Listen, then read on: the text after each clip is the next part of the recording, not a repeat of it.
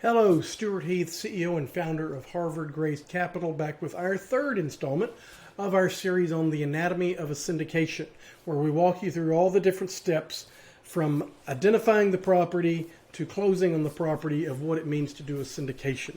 We get this question a lot, so we decided to put this package together and put these videos with it just to sort of explain the process if you've never been through it before. It's really not all that complicated. But sometimes we just like to use big words to make everybody think that we're smarter than we really are. So today's we're doing step 3. We've already covered the search and the analysis. Today we're going to talk about the offer. Next week we'll talk about the contract, and then we'll talk about the due diligence, the financing, and the closing after that. So this is actually my favorite part, is the offer.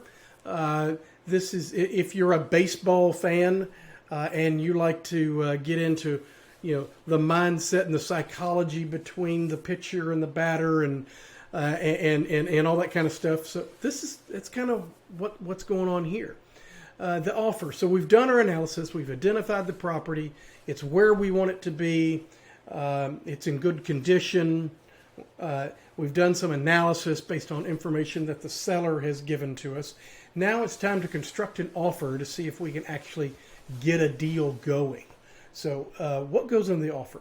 Well, first we take our information from the analysis and we calculate where the price would need to be for us to be able to meet our goals. If you recall from step 1, our goals is to be able to deliver a minimum of 5% cash on cash income in year 1 to our investors while achieving a 1.2 times debt service coverage.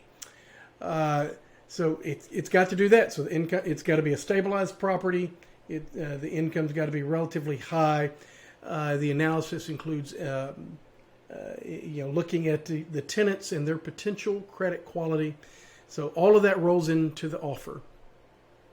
Our offer is also made up of another philosophy, if you would, that I'm not the author of. I got it many years ago from a different real estate coach. Anyway, and it goes like this. If you're not embarrassed by your first offer on a property, then you're offering too much. If you're not embarrassed by your offer on a property, then you're offering too much. Because your first offer is literally only to gauge and get a reaction from the seller. You will find out pretty quickly whether the seller is fishing or not fishing. Even if they choose not to respond or just say no, you've learned something in the process. And if you want to continue to go forward, that's fine. You leverage a lot of information that you might be able to get from the brokers, the selling broker and your broker, and hopefully they're talking to each other and giving that information to you. Anyway, that's the offer. To me, that's the fun. And I hope that you'll come back next time and find out how we go from the offer to the contract. Thanks for watching.